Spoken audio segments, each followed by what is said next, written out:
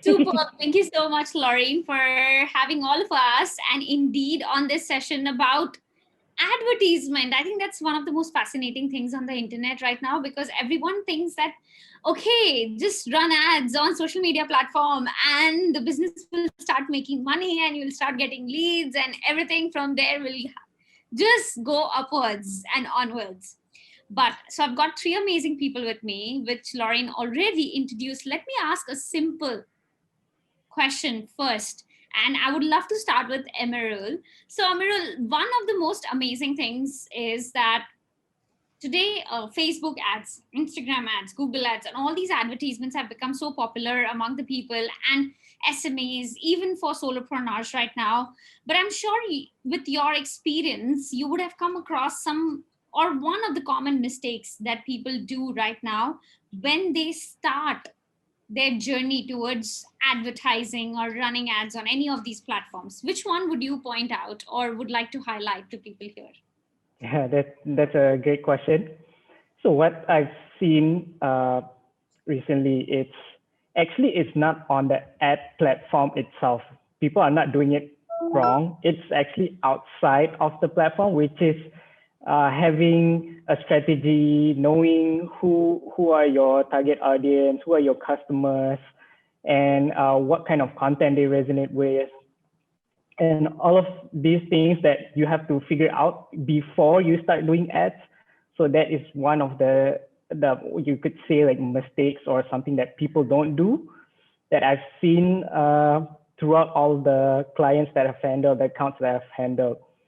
So this is one of the most important things, because Facebook ads or Instagram ads, they are just a medium for you to communicate with your target audience. So before that, you have to figure out what do you want to communicate, what message, who do you want to talk to, and who are your target customers, and so on. Okay, so it's the research which people are missing out on and jumping on the advertisements and research. So guys, if you are missing out on that step, then that would be the first thing that you would like to correct in your advertising journey. Jane, do you have anything to add on? It's lovely to meet you again here. Yes, it's always nice to see familiar faces. I actually do, but I think Amirul summed it up quite well by focusing on the target audience part, because whether it's paid, whether it's organic, without having a clear target audience, everything you do is just going to go to waste, right? So that's very good advice. But I will also add on to that to also say that, yes, target audience is important. The next thing to look at is actually expansion out of it, is to not neglect the overall content placement or positioning throughout all the channels. I say this because I work with a lot of clients, and when they talk about ad placements and when we talk about ad management, they always just focus on the big two. One starts with F, one starts with G, Facebook and Google, right? And they'll just be so obsessed on these two platforms, so much so they neglect the overall advertising and marketing picture, the full potential.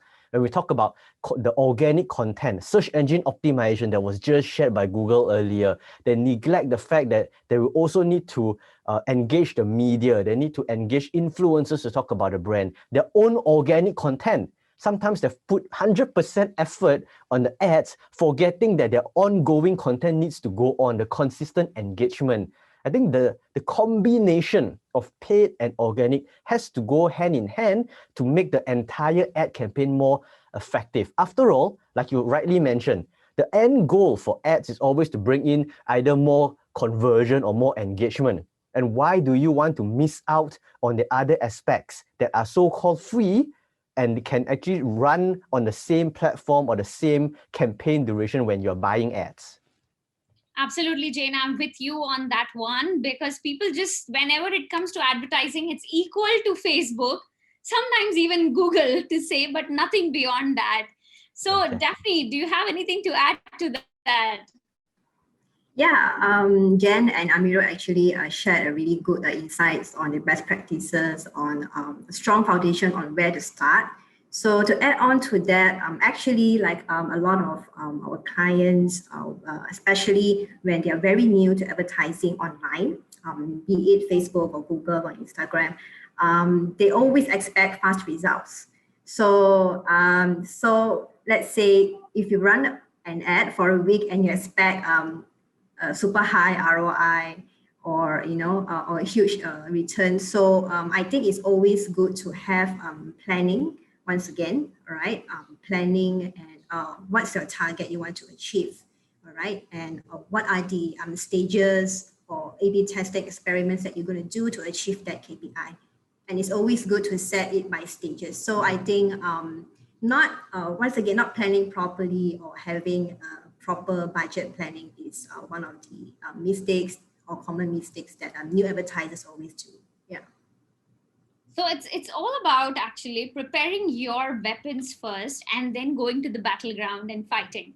So guys, you want to make sure that you have your research well done. You have actually looking at your marketing journey through advertising on a more holistic manner, and at the same time making sure what are the budgets and how are you optimizing and planning to put it out there with the right creatives.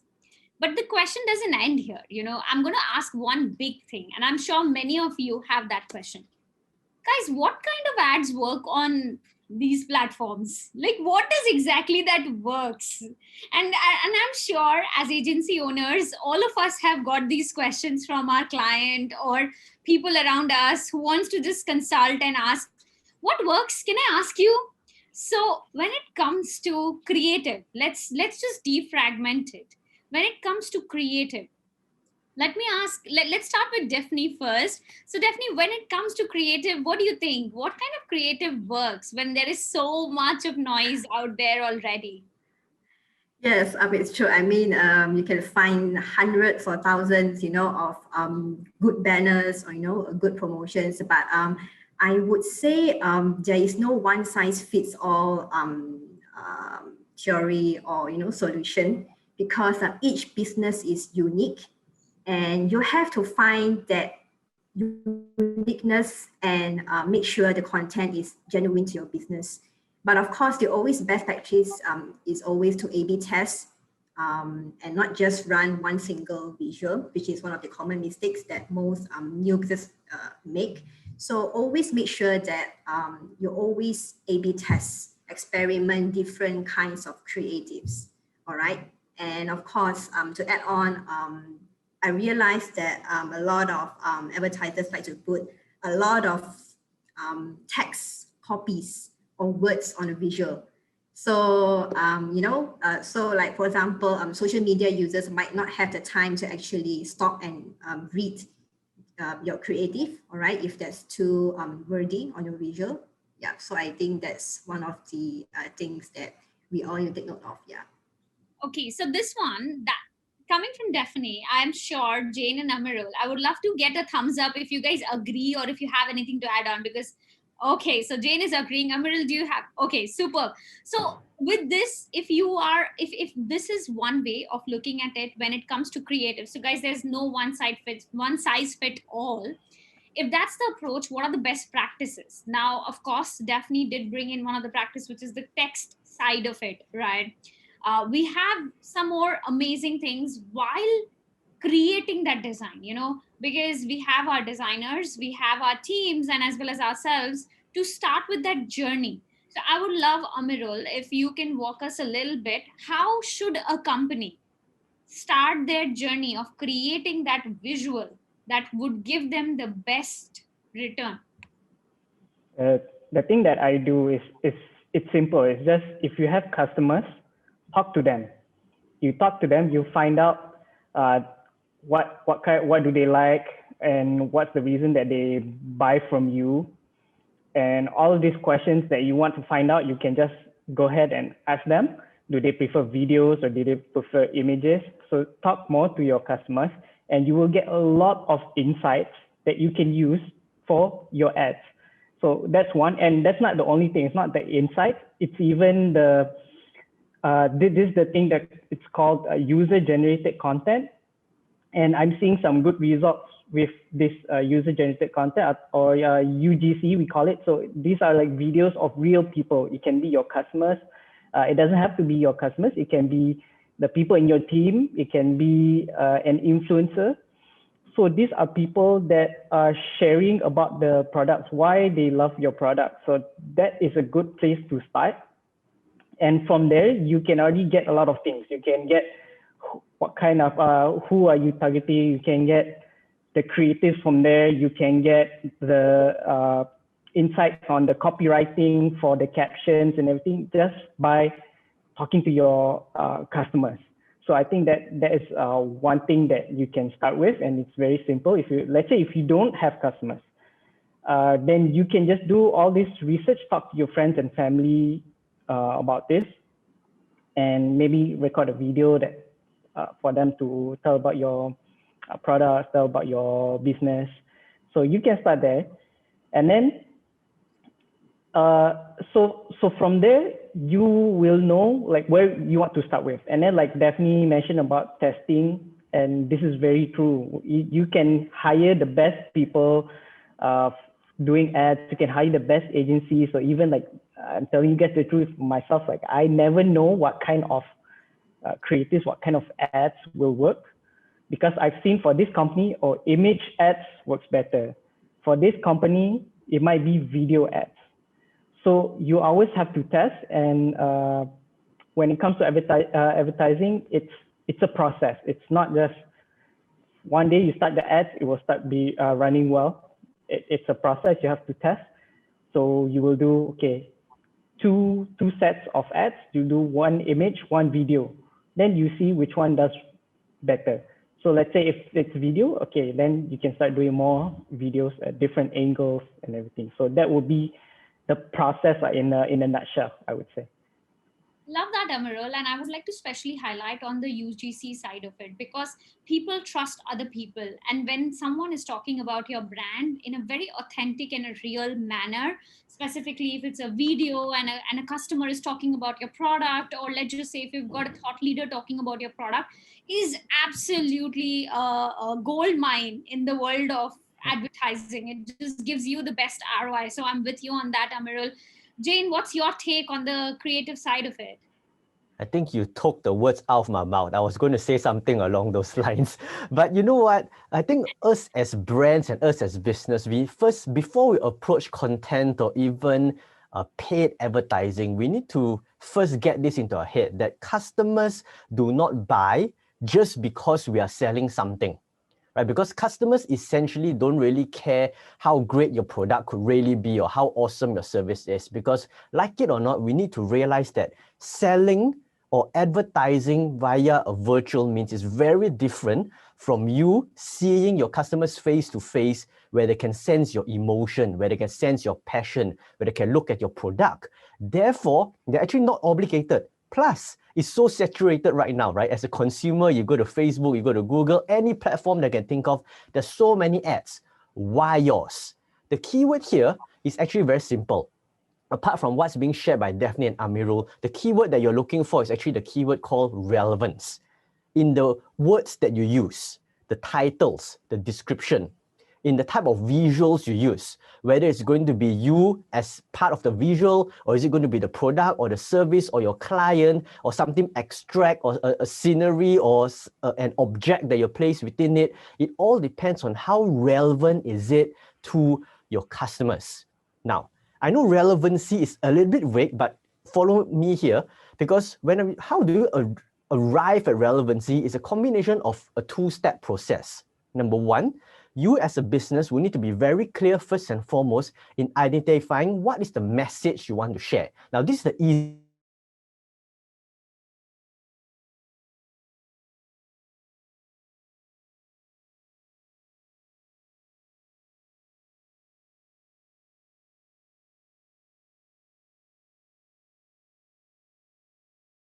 creating content from purely 100% a message perspective, the customers rarely find it relevant to them.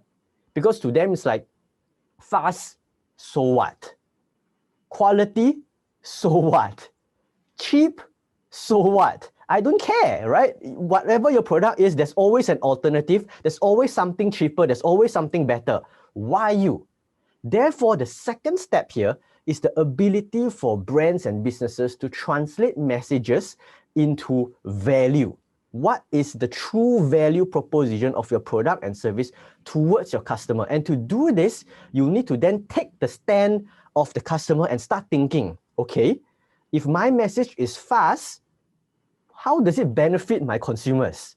What the speed has to do. So if you look at Domino's, I like using Domino's because they always say, right, theirs is speed. If I cannot deliver in 30 minutes, it's free pizza. Straightforward. So that is a benefit to the customer, it's a value to the customer. And if you can angle the message in such a way, right now the customers will be like, oh, okay, right? So if it's painful, this product helps me take away the pain. Oh, okay, if this is supposed to help me save money, this is how much money I can save. Once you're able to reach that level of tangible value or tangible benefit, that's where relevancy comes in. And this is synonymous with all the content we consume. Why did you stop at the TikTok video? Why did you spend time reading the article? Because there are certain keywords that spoke to you. Certain keywords were relevant to you. It brings value to you. Hence, you stopped. And that is the same concept you need to implement in your ads. I love that, Jane. The way, the whole idea of, if we reflect, it's the fab, right? The feature, advantage, and the benefit. And we have seen this, feature is being the first and the last step, and then done, finish. So Exactly. Indeed, I love the Domino's example because it is a clear reflection in one single line how they classify the fab, which is feature, advantage, and benefit. With this, guys, of course, I'm very curious to ask one thing. We do understand that there is a lot of legwork that people have to do, and before going all out, of course, starting from relevancy, value proposition, A/B testings, even we do focus on optimizing the budgets. But where should they research? One tool from all of you. Let's hear it. What is that one tool that you would recommend our audiences start using to do their research? I would always say, don't say Google. Let's be a little more specific. Okay, Google. Okay. So let's be specific out here and really share with our audience, what is that one tool that they can directly go with and they can find out data points? Is it about the consumers, the market, or even about the size of the audience? Let's hear it from Amirul first. One place that I would look at is Facebook offers this Facebook ads library, where you can actually go into, maybe look for your competitors or people that are selling similar audiences as you. You just go into their pages, and then you find page transparency, and then from there you can see the ads they are running, if they are running ads. If they're not running ads, then you won't be able to see their ads because they don't have any. So you just find pages that are running ads and then look at their ads. So that will be a great place to start, and then just, you can copy and then adjust for your business. Superb. I love that. Even a tool that we definitely use in the company. I'm sure Jane and Daphne, are you thinking that, oh man, I was thinking of that tool, now it's gone? Okay, Daphne, how about you? Which tool would you say? Yeah, because you were right, because I was thinking about Facebook Ads Library too, but yeah. But anyway, I think there are a few things that, it's not even tools that you can actually have to look for, but maybe you can utilize, let's say if you have a few competitors already in mind, then perhaps you can actually Google their brands online and then see what they're up to, or perhaps click into their website, and how they position their website layout, what kind of promotional offers they're offering, all right? And also just this tool, maybe it is useful for some of you who are running Google Ads. Perhaps you can go to moat.com, where you can actually view what the other brands or competitors are running on Google Display. Yeah, so you can see some of the banners examples there actually. Yeah. So you're talking about Molt. Yeah, moat.com. Yeah, Molt. Yeah. Awesome. How about you, Jane? Well, I think it depends on what kind of information that you're finding, right? Because if you are looking to understand your customers better, then the best place to start off with is all your analytics tools. And I hope you have analytics tools out there, from the very least, at least Google Analytics, so that you know what's the behavior on your current site. If not, you can also rely on other tools like internally, we always use a tool called Hotjar. It actually allows you to track behavioral patterns on how people interact on which button, how long do they spend, which are the hot spots on your website, which are the areas. We love that tool. But if you're looking at something external, then you can actually invest in tools like ThoughtWalker, where it's more of a social listening. You're able to track keywords to see what's happening. Or Google Trends is free. Just go and Google Trends. Click on the link, put in some keywords, and you'll be able to find out what is happening out there. But one small tip is that what I personally like doing is that I will combine certain level of research using Google Trends and also hashtags. Right, so I will go to Google Trends, I will search for a few things, and I pick up keywords, and based on those keywords, I will then put it to either the Instagram hashtags or the LinkedIn hashtags to see what other people are talking about these hashtags. And from there, I should be able to get a better idea or a better representation of what the industry is really talking about. Who are using these hashtags? Are there more consumers? Are there more brands? What are engagement like? What other alternative to these hashtags there is? And that actually helps me in creating this strategy for our clients. Superb there. So we already have Facebook ads library, we have Moat, we have TalkWalker, Google Trends, and indeed our own analytics tools, whether it is Google Analytics or Hotjar, which gives the heat analysis and everything. However, some of them which I would love to add to this as well, guys, you can just Google it out. I'm not going to go in the details of it, is Market Finder. It's absolutely free. Just go use it from Google.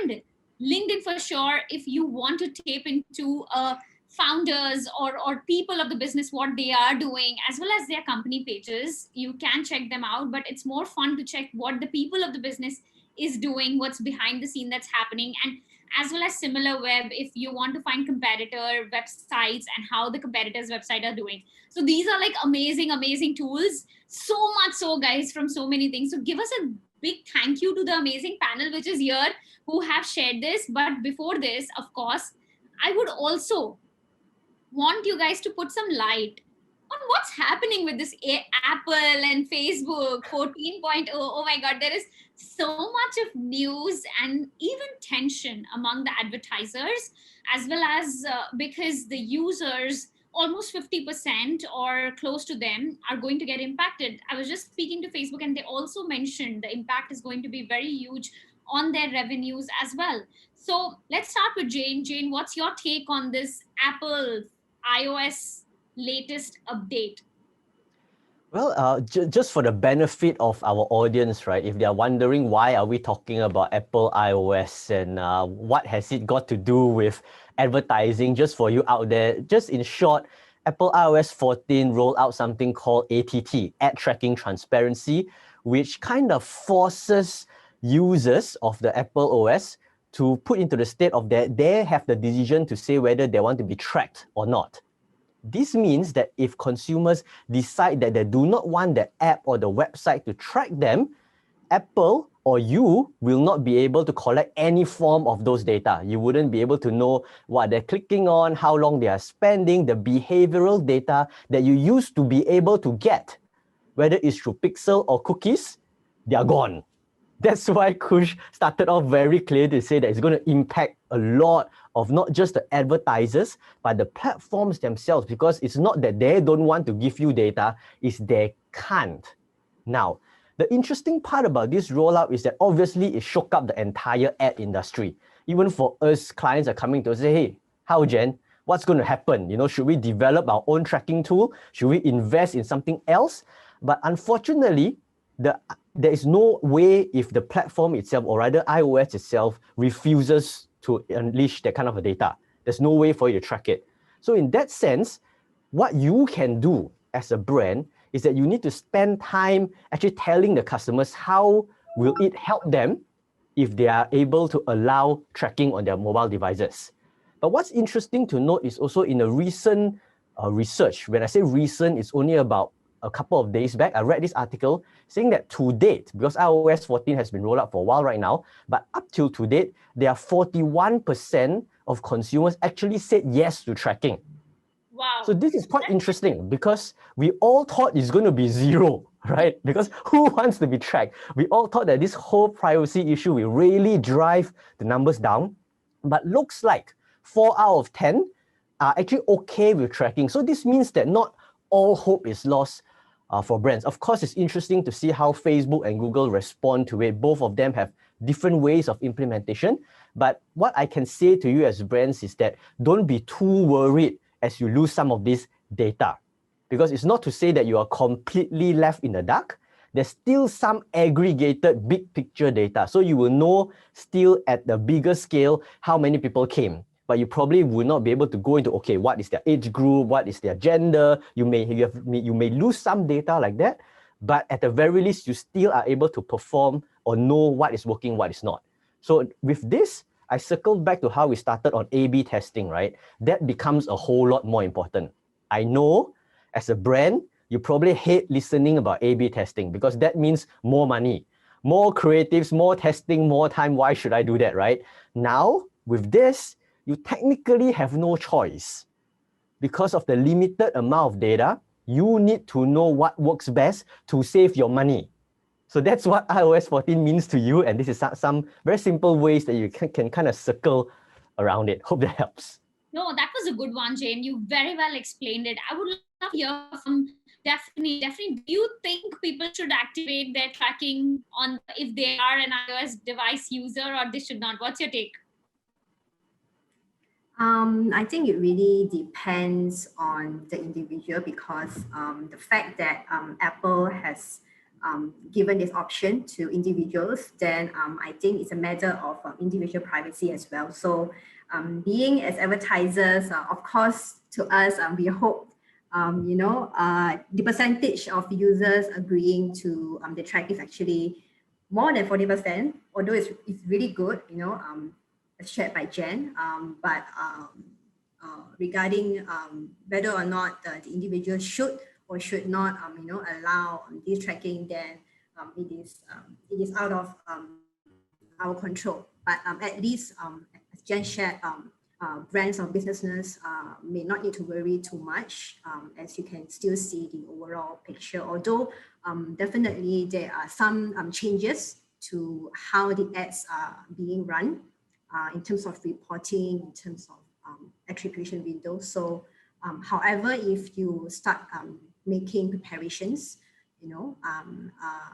for this iOS 14 change in terms of verifying the domain and setting up the conversions API to Facebook, then I think it will be fine. Yes. I love that. How about you, Amirul? Just to give everyone some context for those aren't familiar of like the impact.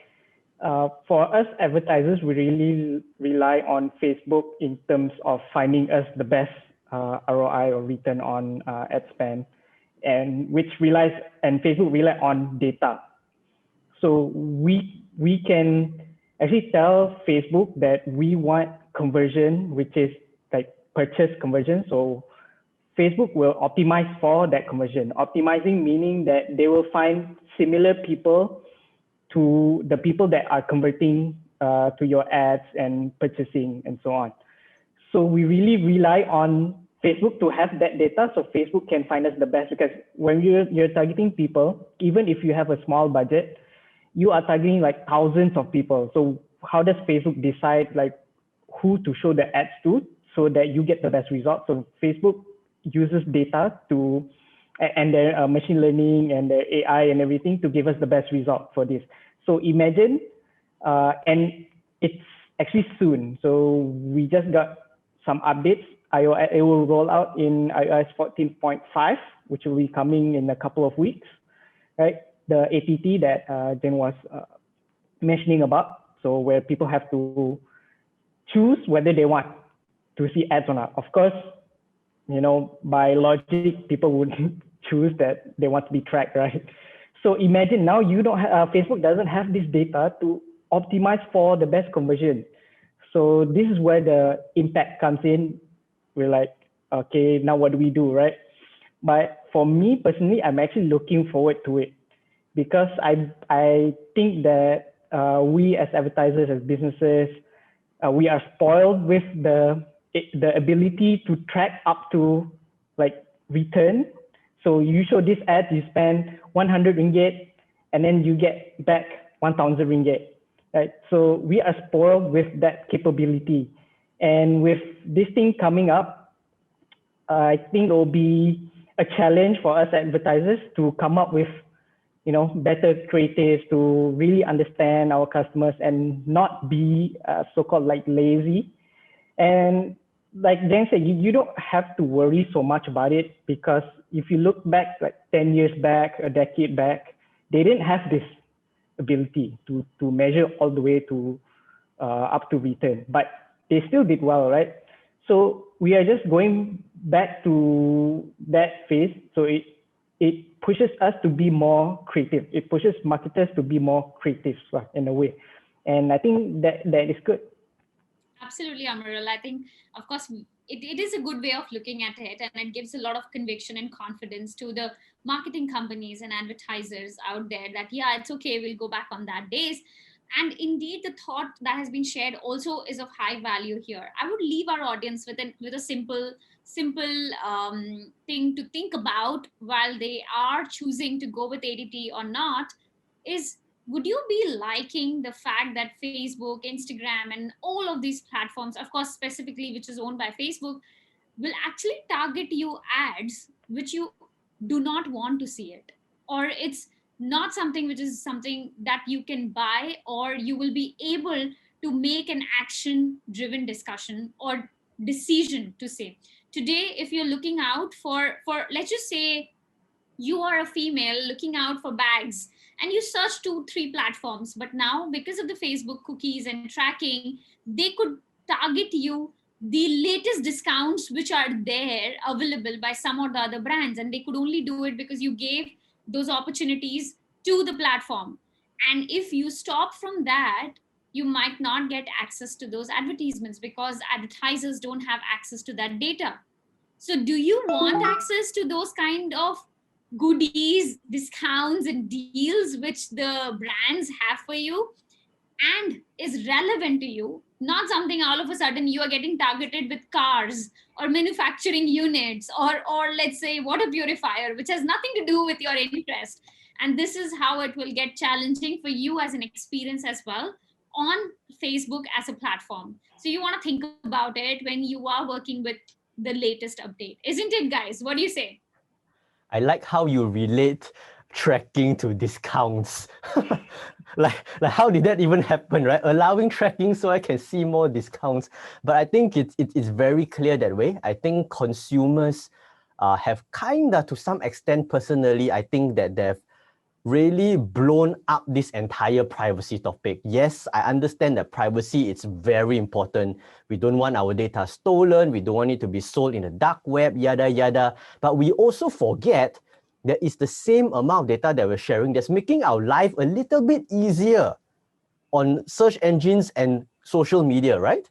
I mean, the content that is being displayed to us is based on how we respond. So if every day, if I know some of my friends in their Facebook feed, right, is filled with memes, and they love it because they really want to see those memes. Now imagine you don't get that anymore. You want to see more memes, but all you're getting is the latest political updates, latest COVID numbers, and all these finance updates and celebrity news that you have no interest with. And like you said, I may be a person that's very into fashion, and now I'm seeing everything about manufacturing units. I'm seeing things about property. I'm seeing things about things that I don't enjoy at all. I think consumers will need to also understand that this whole thing about privacy is not just all doom and gloom. It does help us. Think about your search results. How did your search results become so refined that you're able to discover something just by putting a few keywords? It's tracking. It's no magic, right? By picking your current location and showing you what's happening around you. You think it's magic? It's not, it's tracking. You enable that feature, therefore they're able to do it. But imagine if you don't. You can't see things that are around you. You don't know what are the deals around you. You can't find what is relevant. So think about that. So I like how you relate it to discounts, but which is very, very true. this is how consumers will get impacted. I mean, we as marketers might have we'll maybe find some way to get over it, but they may not be able to get away with the entire situation. But yes, of course, as we are almost getting to the end of the last panel of the day, guys, if you have any questions who's watching, share it in the comment section, and if we have time, we will take your questions. But before that, I would love to hear from all three of you one tip that you haven't shared so far, but you would definitely want our audiences right here to go back and think about. And I would love you to share it with them, starting with Daphne, followed by Amirul. Yeah, all right. I guess especially coming, I think more and more SMEs or families, are starting business from home ever since the pandemic has started. So, a lot of people has go online, and do things online, work remotely, be it work, or ordering food or purchasing things. So everything is digitalized. So I think a lot of business need to really gear up and start digitalizing their business, right? Be it Google, Facebook, or other platforms like TikTok and LinkedIn. So I think both Jen and Amirul had shared earlier on in the beginning of the panel that I think a lot of businesses need to really research and take note of what are the other platforms that they can utilize besides just Facebook and Google, because it's always, advertise online, just go Facebook or Google, that's it. So maybe broaden up your platform and perhaps research for the target audience, all right? Who are the target audience, and what kind of business nature are you in? Maybe perhaps if you're B2B, perhaps you would like to look more into LinkedIn, all right, instead of Facebook or TikTok, all right? That's one of it. And also, I think the best is always remember to A/B test. I think that's one thing that I would really need to emphasize on, because although I think a lot of for those of you brands or businesses, I think you might have attend a lot of seminars, classes that they ask you to A/B test experiment. So this is considered a basic thing that we all need to take note of, but we always often neglect this habit or practice. So I think in the first start, if you're launching your first campaign, always A/B test with different ad creatives and what works and what doesn't work. Yeah, find that niche, what works, and then continue to scale from there. I love that, Daphne. You did not share one, but multiple tips if our audiences hear it very well. And indeed, Daphne, I think one thing before I go and get the tips from Amirul, there's actually a question from the audience, and I would love to take it because it says it's from Tian, and it says, if I would like to build an e-store with Easy Store, which ad should I start using? Facebook, Google, IG. I think this is a very interesting question because we all know it's not about the platform alone. And I think Daphne just mentioned it as well. So do you want to take this question?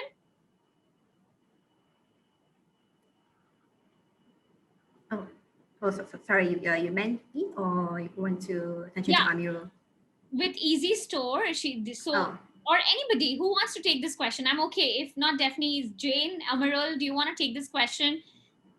They have built an e-store with Easy Store, and the question is, which ad should I start with, Facebook, Google, or IG? I think we can let Daphne, because it's an Exabytes product anyway. I think she'll be the best person to start off with. The whole reason why I actually the first honors to go first. No worries. All right. I think to answer that question, I think it's better if we can have more details into what business nature you are in. All right. But generally, e-commerce, we would always recommend to go with Facebook, all right? Also depending on what kind of budget that you're looking at, all right? Facebook and Google is a good start. But however, once again, we really need to know more details into what kind of products or services you're offering. So perhaps even we can consider TikTok, all right? But for a start, mostly we would advise to go for Facebook, and Google, Cool, awesome. So let's hear it from Amirul. I hope you got your answer, Tian, from Daphne here. Amirul, what's the one tip before we let everyone go ahead and prepare for the Ramadan? Okay, my last tip would be I highly suggest businesses to understand awareness versus intent platforms when they are advertising. So I'll give an example of Facebook ads versus Google search ads, right? So Facebook ads, you think of the users when people are going on Facebook, they don't have any intent of like buying your product or any intent of like finding any kind of information. So they just want to go on that platform to discover content from their friends, from the people they follow, from the pages. So that is more of a awareness. Compared to Google search ads, when people are searching, when people are typing in, they already have an intent, they want to find something. So let's say they are searching for a brand name and then price, or a category of a product and then price. So you can see from there that they already have intent of actually purchasing that product. So it's different from Facebook.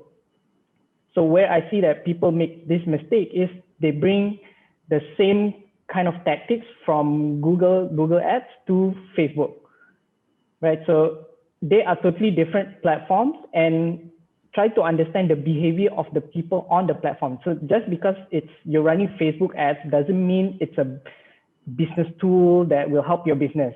It's still social media, and what Facebook ads is only like being able to boost your content to more people. So you get guaranteed reach. That's all it is. It's still a social media platform.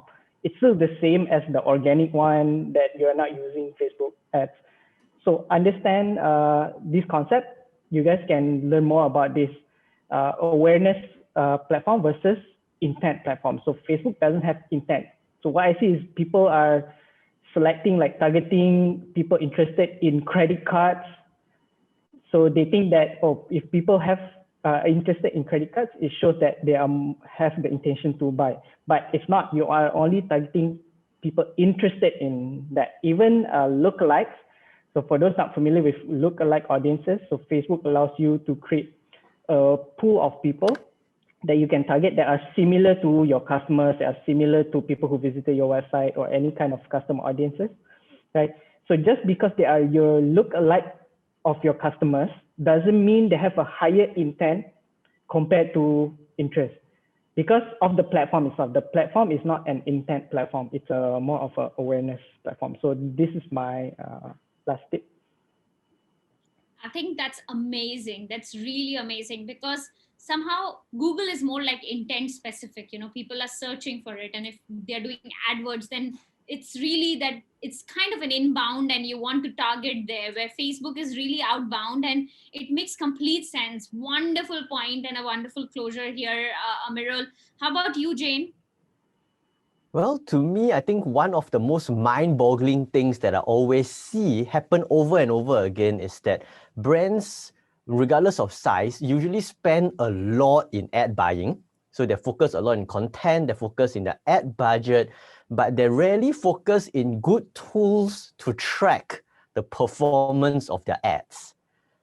I think it happens across broadly, where brands will just run an ad, throw all the money, and then just see, just like that, just amount of clicks, so they will just jump straight to the final conversion number. But in between, they lose sight of all the potential important data of what performs better, whether it's, I think some of the questions are coming in, whether it's search engine is actually performing better, or social search is performing better. Is Facebook better? Is Instagram better? Is TikTok better? All this can actually be found if you actually set up your tracking with the same amount of attention that you're doing with your ads. So my final tip with you is that as much you are allocating budget for ad buying and content, don't neglect tracking. Find the right tracking tools for your website, for your ads, for your content, so that you are sure that you're getting the right numbers. And of course, don't just track them and don't refer to them, okay? That goes without saying, but I just had to say it because I know many clients, when I work with them, they say, yeah, we have Radiant 6, we have Oracle and all these big names, right? But when I ask them, when was the last time you looked at it? Actually, I don't understand that, you know, and then they just subscribe it for the sake of subscribing. You don't want to be that. So you don't need to subscribe to expensive tools, right? Just pick what you need. If all you want to know is to see, are people coming to my website? What are they clicking? Google has a whole suite of tools. If you don't want, like I said, you can go to Hotjar, you can just Google other products, use them. If your concern is which ads are performing better and you're looking at A/B testing, use a range. You have Optimizely, you have Google Optimize, all these different tools that you can also implement. So be very specific with your outcome. What do you want to see? And then find the right tool for that. This way, you also save money and you don't need to implement like Salesforce or whatnot that may cost you too much, especially if you're just a SME starting out. Very big, very important thing, because sometimes, you know, Oracle, Salesforce, Adobe, the names are so popular, the pricing models are so high. We can have similar things with Active Campaign, Sparkle Spring, and all of these smaller tools which are best for SMEs for the entire tracking and automation journey. Well brought in. Thank you so much, guys. I think all the tips were so amazing. And indeed, with respect to timing, I'm not sure Lorraine can tell us. Lorraine, how much time do we have or we don't have? 4 minutes. Okay, superb. So there is one question that's there from Suryani. So Suryani says, what about brands that think Google search engine is irrelevant to them, especially for SMEs that have just started? What should they do if it's nothing? I mean, if it's not Google search? Who wants to take this question? I'll take this question. Please, Right, so please, yeah, go ahead. there are some situations where people prefer not to use search engine marketing. So one of the situations that I came across is if you're doing something innovative and people are not like searching for that particular category because people don't know about it. So in this case, then social media ads, Facebook ads, Instagram ads will be a great place to generate awareness in whatever you're doing. And even if you're in B2B software or you're in like manufacturing, I think Facebook is, I mean, probably not so much on manufacturing or those like very specific target audience. But for SMEs, if you're selling products or even B2B software, you're not targeting like specific account specific companies, you can still use social media ads and it's quite good. It's just that you have to understand the platform, like, as I mentioned before, and the content has to be relevant, like Jen said. It has to be relevant. You have to understand your audience. So you just find out a way to use it effectively. Use Facebook ads and IG ads effectively. I think about like 99% of businesses can use Facebook ads and Instagram ads. And the best thing about it is you can set your budget, and at this moment, it's still not that expensive to run as compared to other platforms like LinkedIn ads, for example. So the CPM is much more expensive. So Facebook ads is still very within budget for SMEs, even if you're just starting. Cool. Okay. Within budget for SMEs, even if you're just starting. Cool. Okay, so I hope you got your answer. And indeed, before the time goes up, I would love to take one more question, which is from Benwick. He says, when you say A/B test, should we create multiple ads under one campaign? Let's say Facebook optimize, and let Facebook optimize, or create one campaign for each ad. So who wants to take that? I'll repeat the question. When you say A/B test, should we create multiple ads under one campaign and let Facebook optimize it, or create one campaign for each ads? Amirul, since you have been talking a lot about Facebook, or Jane, do you want to take it? Yeah, I mean, I can, but I was partially hoping that maybe Daphne would like to take this. But Yeah. anyway, before I directly answer this question, maybe I just want to add on just a little bit to what Amirul have said, right? Because I've been rereading the question from Suriani about Google search, right? And I just want to leave this challenge for businesses that think that you don't need Google search. Think about how often as a consumer, you actually use Google search every day. Because like it or not, sometimes we think as brands, the consumers don't use it, but Google search is all about you thinking what a potential consumer will search and appearing there. It's not about searching your product, but searching for specific keyword, right? So that's something to think about. But coming back to Bevin's question when it comes to A/B testing, honestly, if you ask me, I don't think there is a win, a very obvious win between both of the methods. Whether you are talking about creating multiple ads and let Facebook automatically optimize, or creating one campaign, I think it really comes down to which part of the process that you're at right now and how experienced are you so far. Now, allowing Facebook to optimize on their own does have its benefits, because what you're actually employing, the method here is to allow Facebook to basically run everything on your behalf. And from there, you will be able to see which performs better. And from that results, in the future, you'll be able to use the same ad set for a separate campaign on your own. So in other words, I would actually split this to whether you're just starting out. If you are, use the automated method. But if you're somebody that's a little bit more experienced and you have a bit more time, more importantly, to actually track, to make amendments, to change, then perhaps creating one campaign for each ad can actually help you better, especially when you have a very clear focus on what you want to do and do not want Facebook to do all the work, to have that better control and that full control. So it comes down to what do you want to achieve and how much experience you have in ad buying. Absolutely, but of course, and as Daphne has been talking about A/B testing, I think one of the most important criteria is to target a similar kind of an audience, which is quite possible with a single campaign. And I would love Daphne to emphasize on this and maybe help Bevin here a little bit more.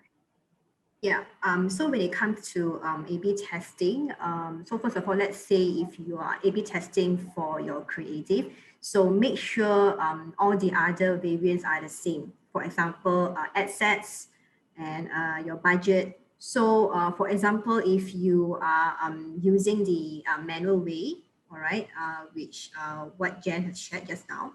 So basically, it's always important to for us, personally, we would like to practice one campaign, one single campaign, and run several ads under a single campaign. So, but of course, once again, this does not apply to all of us here. You can find your best methods of carrying out experiment.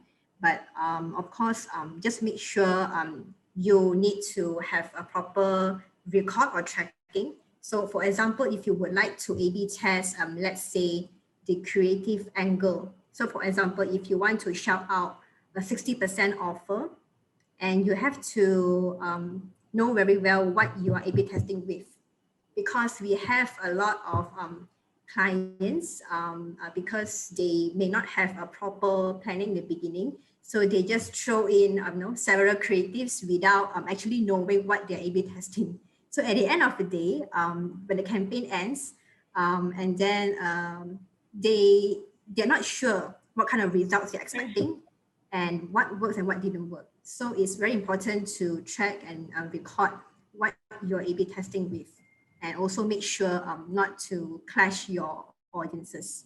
Yeah. Absolutely. So important, guys. So A/B test only one thing at one point of time. Don't test your complete ad together and imagine like you can go with everything together. So indeed, thank you so much to all our panelists, Jane, Amirul, and Daphne, for being with us and sharing these amazing tips, especially wonderful closures from all three of you. I hope the audience has enjoyed it. So indeed, thank you. And here we have Laureen with us.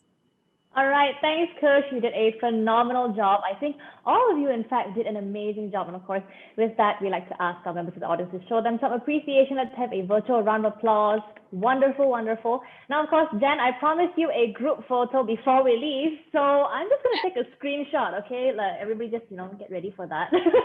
Okay, I'll send this to you guys after the event. So here we go. Are we all ready? Yes, no, yes, no. Are we all ready? Okay, Yes. cool. All right, so ready in 3, 2, 1. Okay, let me just see if that works out. Okay, looks great. I'll send it to you guys. Okay, thank you so much for being part of this event. Kush, were you taking something with your phone as well? Yes, it was. I want to take a live one and not a very structured one. It just really looks more authentic. So should we be moving for your, Yeah, guys, do all the moving things.